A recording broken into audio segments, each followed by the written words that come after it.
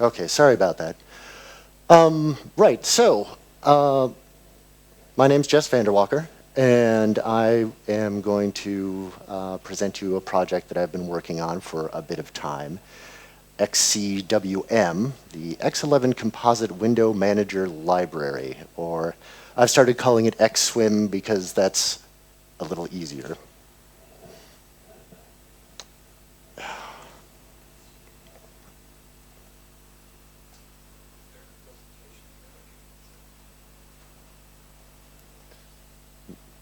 No, not that I know of.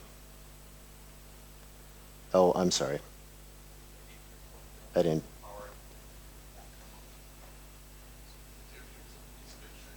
Yeah. Yeah.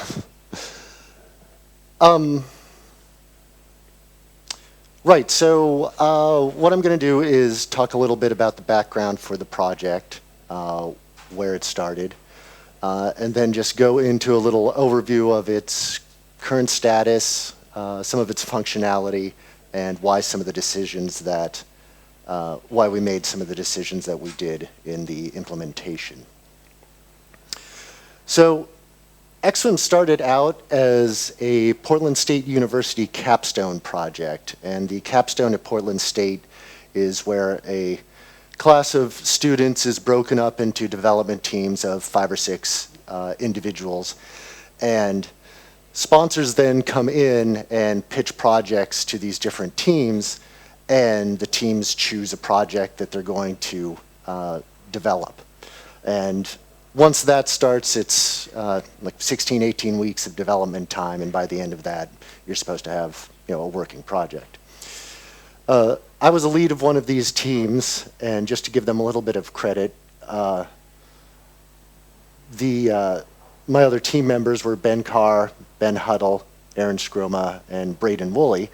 And the project we chose was one that was pitched by Jamie Sharp and Josh Triplett, who have been involved in XCB development, among other things, along with Jeremy Huddleston Sequoia, who, again, among other things, is responsible for maintaining Xquartz at Apple.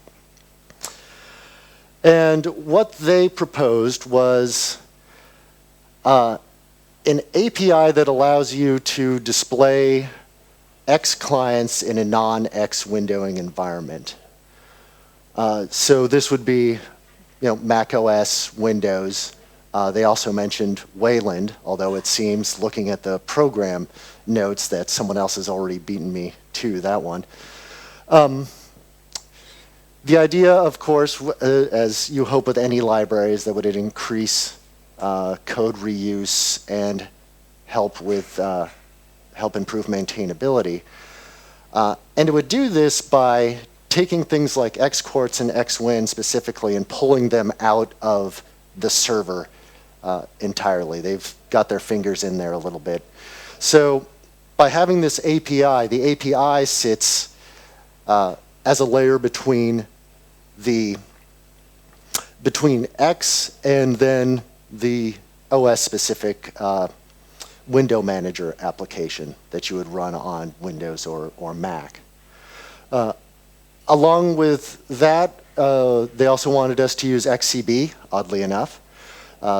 Again, both Xquartz and Xwin use Xlib. And then also to try and include some of the extensions that, at least in the case of Xquartz, they don't use, like damage and composite extensions. I'm not sure if Xwin takes advantage of either of those. Along with the library, we were also tasked with developing a proof of concept window manager. And since Jeremy was one of the sponsors, we decided to do this on the Mac OS. So we developed X2Q, which essentially is, I guess you could think of it as an Xquartz clone. Takes X clients, renders them in native OS X windows. Sorry that I don't have a demo for you. I don't develop on my laptop. I've got a Macintosh set-top box that didn't make it with me to Germany. So these two things were developed in tandem. Having the window manager application allowed us to test the library. It also, to a certain degree, guided how we developed the library. This is where we learned about a lot of the issues in dealing with window management, window placement, things of that nature. So where the project is right now is we have, well, where it was at the end of the capstone is we had very basic window manager capability for normal windows. You could open them, close them, resize them, move them around the screen. There was a small amount of support for the Xcwm and Extended Window Manager hints protocols, but very limited. We had functional mouse and keyboard input, but again, there were issues with that. Specifically, key mapping was one thing, getting the Mac key codes into a form that could be recognized by the X server. After the end of the capstone, I continued working on the project, and through the sponsorship of, or mentorship of Jeremy, began work on it under the EVOC program. And my goals there were to expand the number of Xcwm and EWMH protocols that the application could, or that the library could handle, and that Xtalk could handle. Support override redirect windows, which was a big hole in our initial implementation, since override redirect windows are how you get tooltips and, most importantly, menus in a lot of applications. And then also fixing some of the, just some smaller issues with input.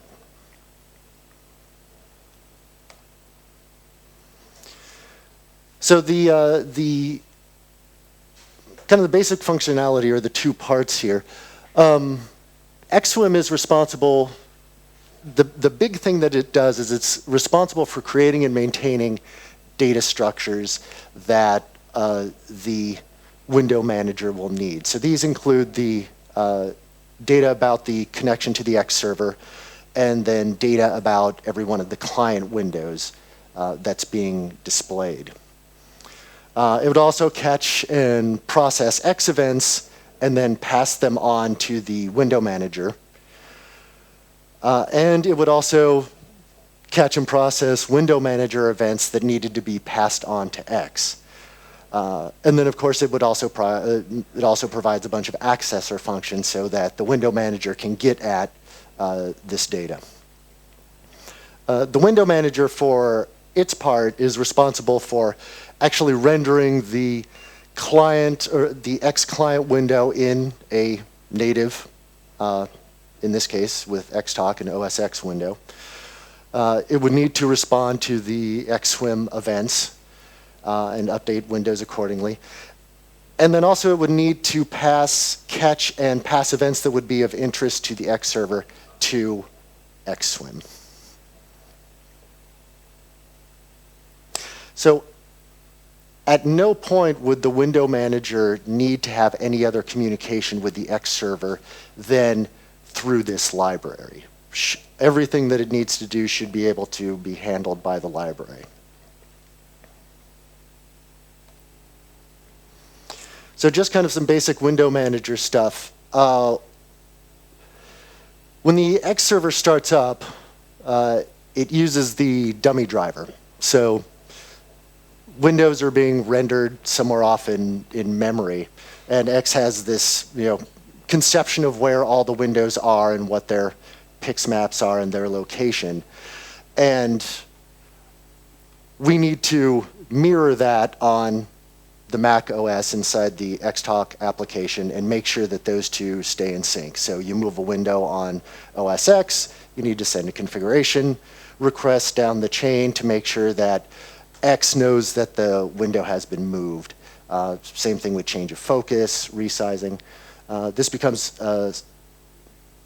important when we get down to handling input. So the core of the library and most of the functionality of it lies within its event loop, which is just this simple while loop that uses XCB wait for event to catch incoming X events. This runs in a separate thread. Events are passed back to the window manager through a window manager provided callback function. Coming from the window manager, all that there is right now is just library calls that the window manager can make. Right now, there is no, Xcwm doesn't provide any kind of event queue or asynchronous dispatching for those calls coming back into Xcwm. The reason for this decision was, well, it was simple. Having the event queue run in a different thread, of course, opens this, and not having that really connected with the events coming from the window manager does, of course, open us up to synchronization issues. So this is something that I'll talk again when I get to future work, but it's something that will need to be addressed to make it more robust and more fully featured. So I've got some of these flow charts here just to take you through how events are handled. So in this case, if we've got Xcwm code up here, Xtalk or window manager code here. I'm going to be talking specifically about Xtalk since that's the implementation that I have.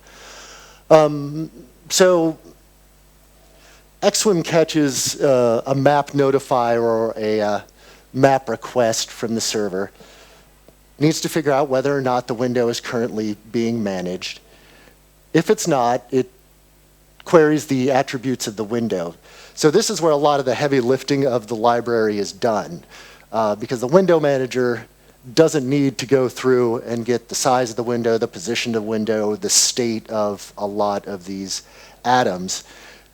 This is done by Xcwm, and it just populates this data structure that then the window manager has access to. So once it queries all the attributes, it sends a window created event through the callback provided by the window manager. And Xcwm also defines its own event types. So like in this case, there's the map notify and the map request. The window manager doesn't really care about the difference between those two. It just needs to know that a window has been created and needs to be displayed. So there's an Xcwm window created event.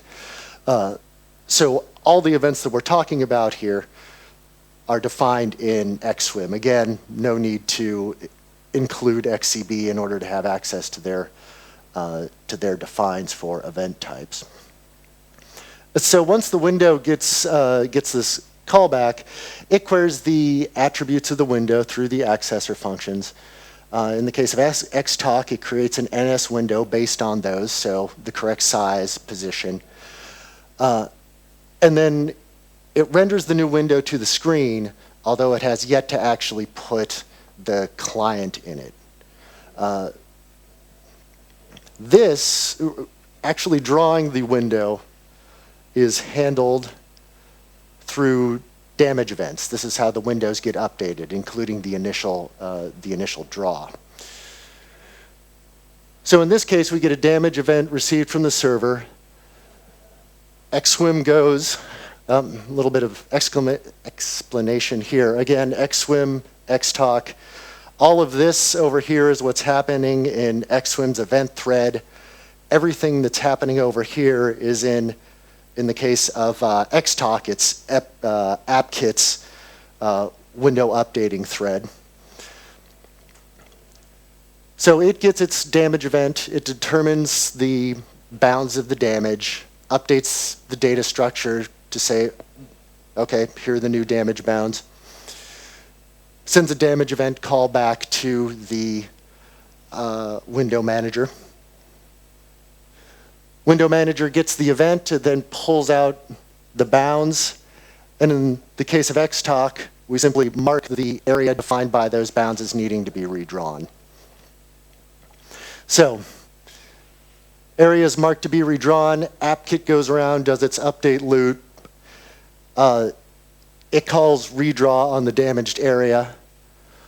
Once that happens, Xtalk goes and asks the Xcwm for a pix map of the region that needs to be redrawn. We get that from Xcwm. We get a copy of the pix map from the server. And then that area, the redrawn or soon to be redrawn area, is subtracted from the Windows damage object. So we mark that as being fixed, undamaged again.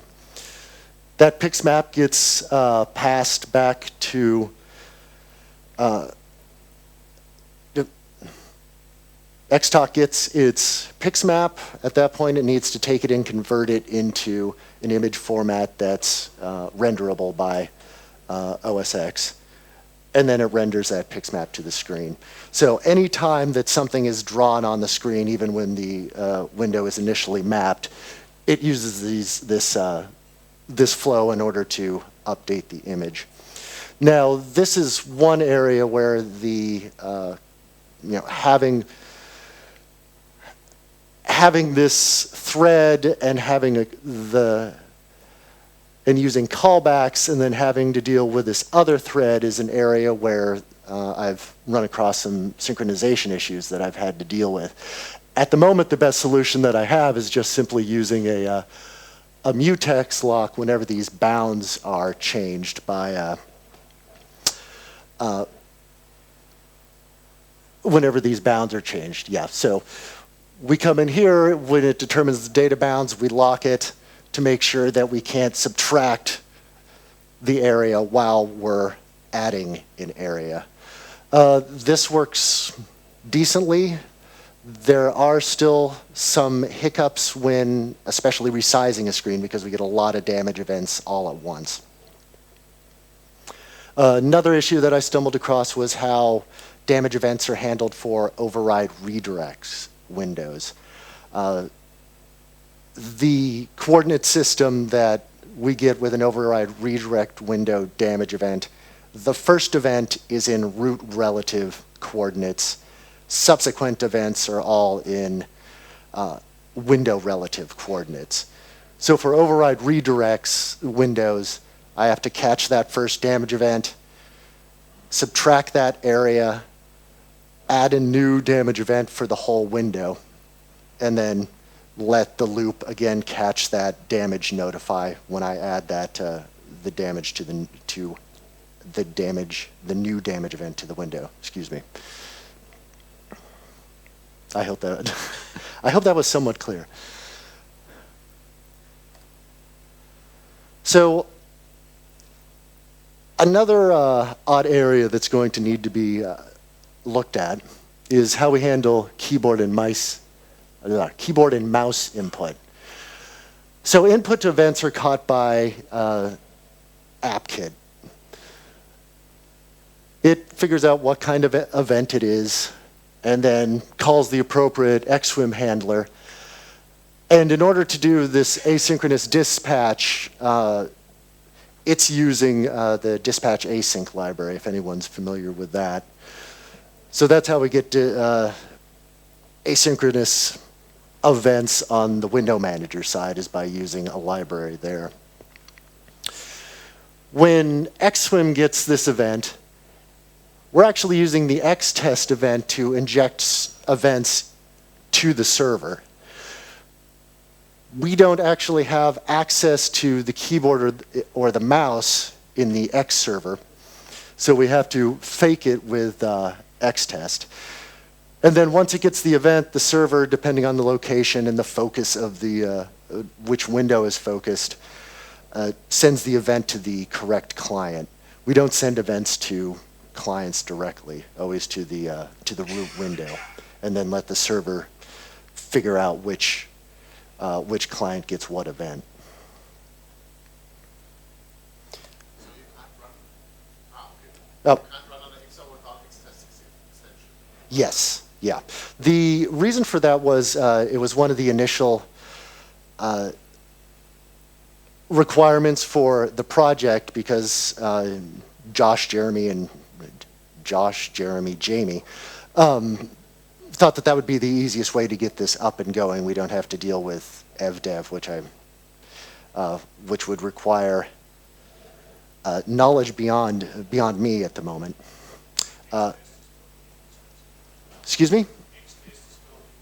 Not always.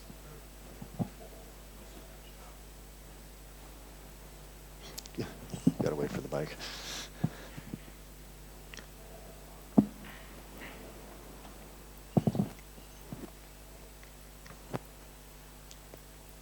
Oh, no?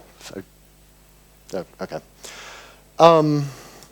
So, future work. There is a laundry list of Xcwm and Extended Window Manager hints that we should support. Some of them have a limited utility, but expanding that might be nice if we wanted to do something like pagers or taskbars inside these window manager applications. Rethinking the event loop. I mentioned that before. Callback function, I don't really think is a satisfactory solution. Having an actual event queue that both the window manager and Xcwm can push and pop events onto, I think would be a lot nicer and probably more robust than the current current implementation. Another thing that needs to be done is doing an X to something else. I've got X to Q, and I've kind of had my head in that, and I imagine that there have been solutions that I've come up with for the library that are very Mac-centric. It's likely that if we tried to do X to Win, there would be things that either the Windows stuff would need that aren't included in the library. So it'd be nice to see this library used in another application. Finally, there's replacing Xtest, and this is a suggestion of Jeremy's, would be to have evdev allow us to send inputs to a proxy device so that we could actually use real input drivers. I mean, Xtest is going to limit us at some point because, again, all we get is key up, key down, mouse button up and down, and mouse moved. You know, if we want to do anything fancier than that, we can't, unless, you know, try and hack our way around it, but that's not the answer. So it's an open source project, so we have to end with a want to contribute page. This stuff is already on the free desktop. There's the repository if anyone would like to go and take a look at the code.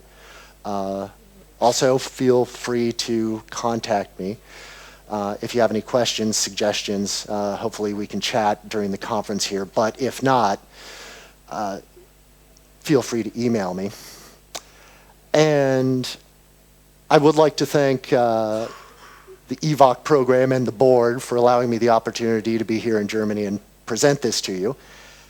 And I guess I will open it up to questions, although I'd like to start with at least one of my own. And that regards the composite extension. Composite extension was something that was a requirement in the initial specification for the project. They said, oh, well, use the composite extension. So we initialize in the library. When the library is initialized, it does start up composite and redirect sub-windows. Beyond that, I don't know what it's getting us, especially because we're using the dummy driver at the moment. So can anyone fill me in on if if composite is actually doing anything for us at the moment, or when will it become useful? Oh.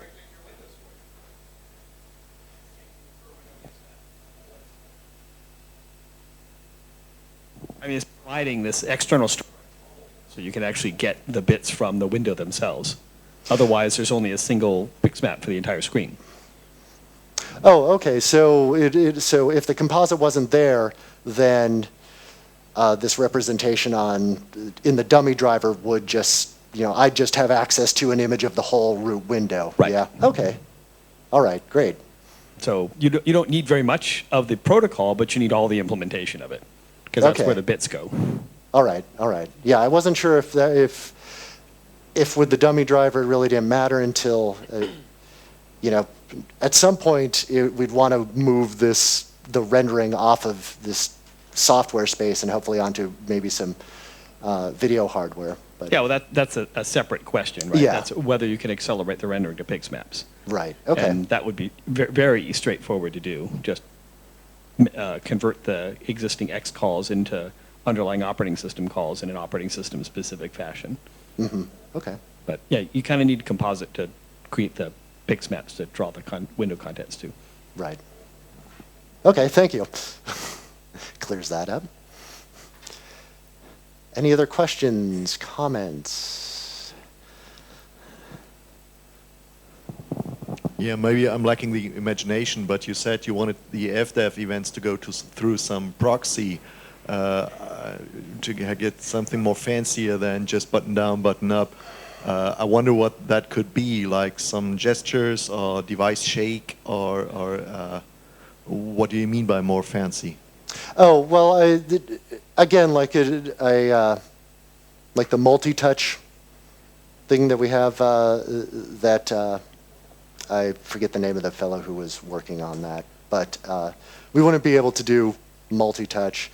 I think there may be also some, I guess touch input we can fake as a mouse event, but I think once this hits the Linux world, it would need extension of the event system anyway, doesn't it? I'm sorry. How do you mean an extension of the? Oh. Sorry. I'll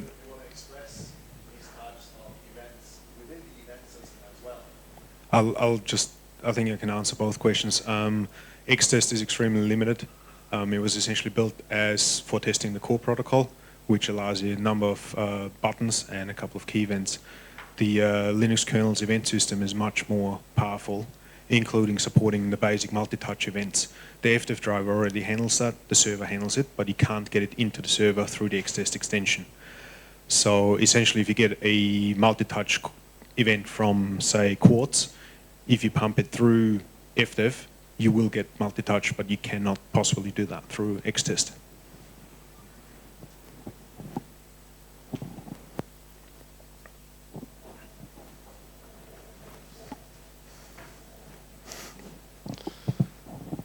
Well, I think I may be interested by your library for one of the application I'm working on my day job, is to be able to take the content of a window of an existing X server and display it to a remote one on a shared display, for example. Currently, I'm using Keith Packard LightPipe tool together with NX to accelerate stuff a bit, and I was wondering if I could, if it's possible to use your library to achieve something like that in a probably more robust way and with more window manager interactions. Because for now, I'm doing some crazy stuff for window management on the shared screen. It may be. I mean, I'm not sure. We'd need to talk more about specifically what it is that you're trying to do and like how you're using LightPipe. I've looked at LightPipe. That was one of the one of the tutorials in order to get a handle on damage and composite that I looked at. But yeah, I think it should be more robust than LightPipe. Yep.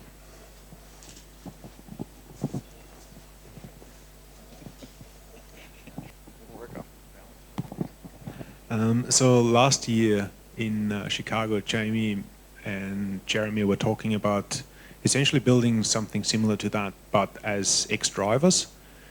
So to essentially move X quartz into a driver so that they can use the Xorg DDX instead.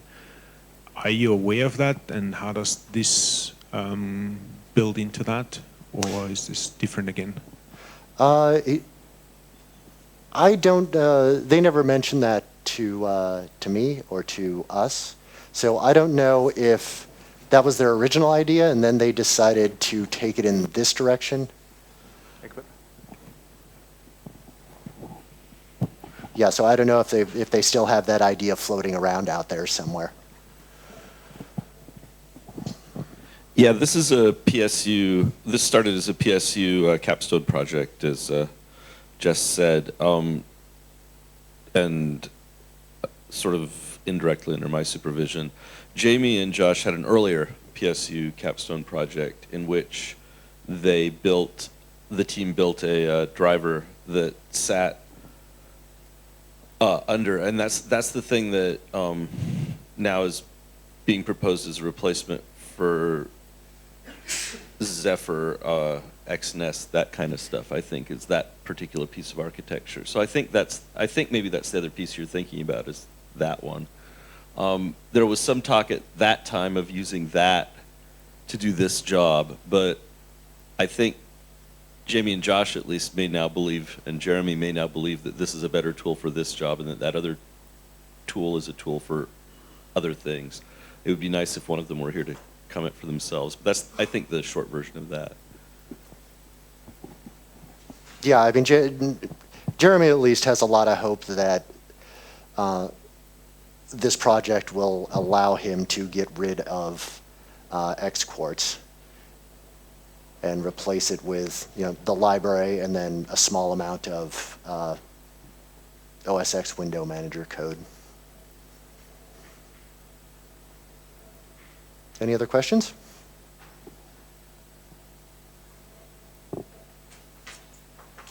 All right then. I guess. Thank you. Okay, thank you very much.